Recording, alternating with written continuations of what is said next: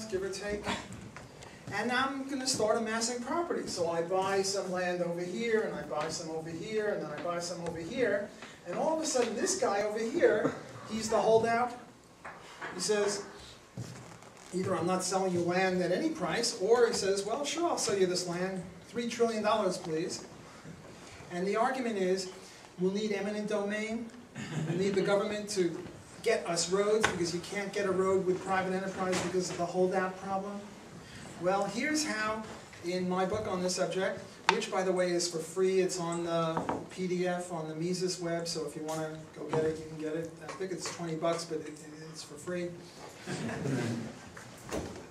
There are more ways to do this than to pay him his outrageous capitalist pig price. Greed, he's greedy. One way is options. An option means you buy this land, you say, okay, I'll buy this land from you for 10,000 bucks, but I'm not sure if I want to buy it, but I'd like to buy the option to buy it at $10,000, and for that I'll pay you $100.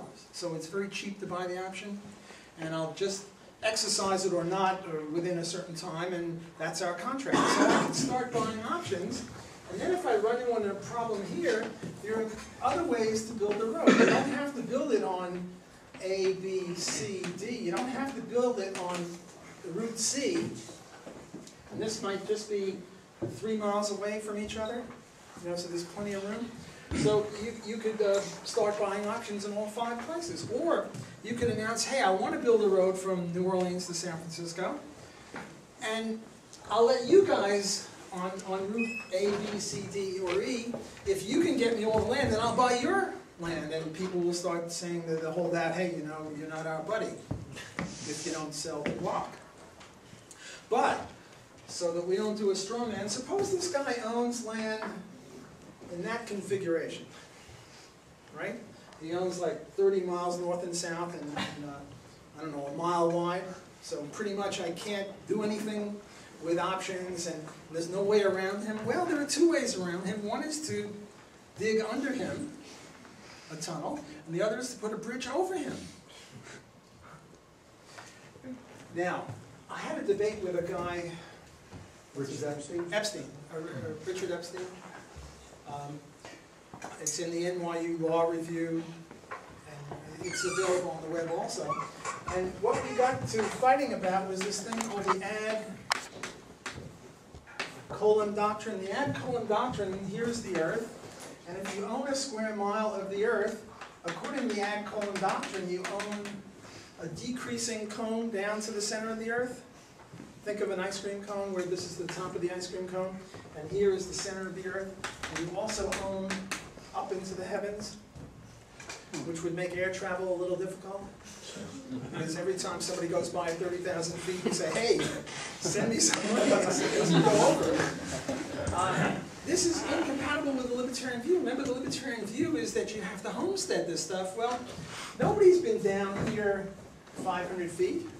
He hasn't homesteaded, so if I'm the first one there, I get to own it. So you can have slant drilling. If here are 2 places, I go down this way and take the stuff under him. How far down do I have to go? The rule is I can't cave him in. Now in New Orleans, I have to come way down because it's built on a swamp. In Manhattan, it's built on a solid rock, so I can get right up under him, as long as I don't cave him in or hurt his property, violate his property rights. So what I'm saying is that it is perfectly viable to have land amassed to make a road without any government coercion. How would you promote safety if you owned a road? What would you do that's different? Well, maybe it's not speed. Maybe it's the variance in speed. I used to have a Honda 90cc bike. It was capable of 40 miles an hour, and that's the minimum speed on highways, 40 miles an hour. It's true if I had a passenger and a headwind, I couldn't do 40. But if I had a tailwind, I could go 50. So I'm on the road tootling around. Now, so the minimum speed is 40.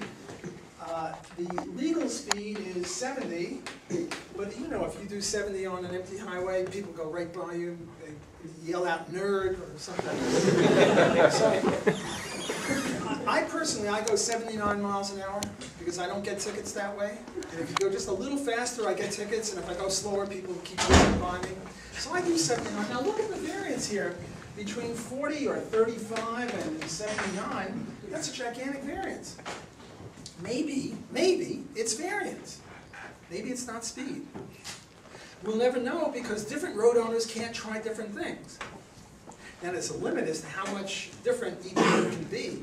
One guy can't say ride on the right side of the road like we do in the US, and another guy say, well, in Britain we ride on the left, so you have to switch left to right. That would be too much variance between the rules of the road. But within a certain parameter, you could have different rules of the road. Maybe what we should have is, instead of a certain speed limit, maybe what we should have is 50, 65, and 80. Different speed limits for each of the lanes.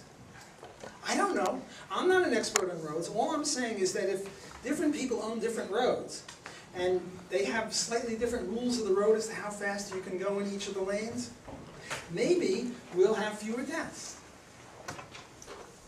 Another one is a big cross, or a Jewish star, or some sort of religious symbol wherever there's a death. And I don't mean one that size, I mean a big mother one. Or you know what an accordionized car is? A car that's been in an accident, it used to be 25 feet long and now it's about this long. Put that up on a pedestal. Maybe it'll scare people. I don't know, it might work. But the point is, nobody knows. The rules of the road are given to us as on high from Washington, D.C., and there's one rule of the road, and this is central planning. This is the Sovietization of our transportation system. Another one that ticks me off is you'll get some person doing 65 miles an hour over here in a 70 zone, and everybody's zipping around and trying to get ahead of that jerk. Or you'll have a 2-lane highway, and there'll be 2 trucks trying to pass each other, and it'll take them 10 miles to pass. Right? Well, for this, what I would say, on my road, if you let somebody pass over here, you get a ticket. And for these trucks, whichever one wins, the loser should have slowed down a mile an hour or so to let the guy pass. But we don't have that rule, and it's very frustrating. So, you know, when I'm in a hurry and I see one truck about to pass another one, I sort of zip in front, which is very dangerous, you know? And I'm sure I'm not the only one that does that sort of a thing. So this is some ways that we can improve our roads.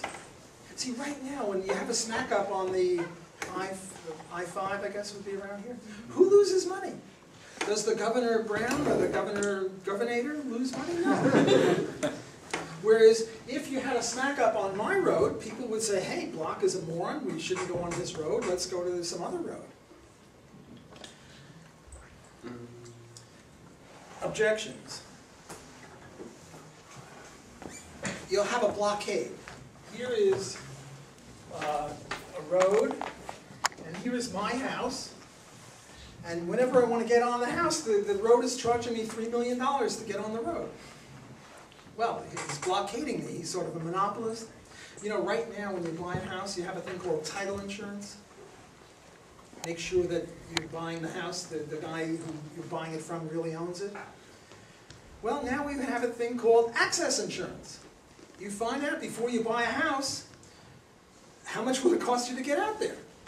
And you don't buy it unless it's reasonable, unless you contractually obligate him not to act in this way, which he has every incentive not to do, because if he has a road and there are no houses there, he's not going to make as much money as if there are houses there. So he wants to attract people to build a house or a factory or a store on his road. And the only way he can do that is to assure you that once you put all your money into the building, he's not going to hold you up. How about privacy? If we have all these universal product codes, when you visit your proctologist, people will know, well, you could buy a monthly ticket that will allow you to go pretty much anywhere. Congestion. We have a thing called peak load pricing in economics, which means that when it's highly congested, you pay more, which reduces demand. And when it's not so busy, you lower the price so more people will use your highway. Right? That would be a way to iron out the oscillations of the rush hours in the morning and the afternoon. Although in San Francisco, I think there's a rush hour all the time, in New York and places like that. But what do? They have, instead, they have these high occupancy vehicle lanes.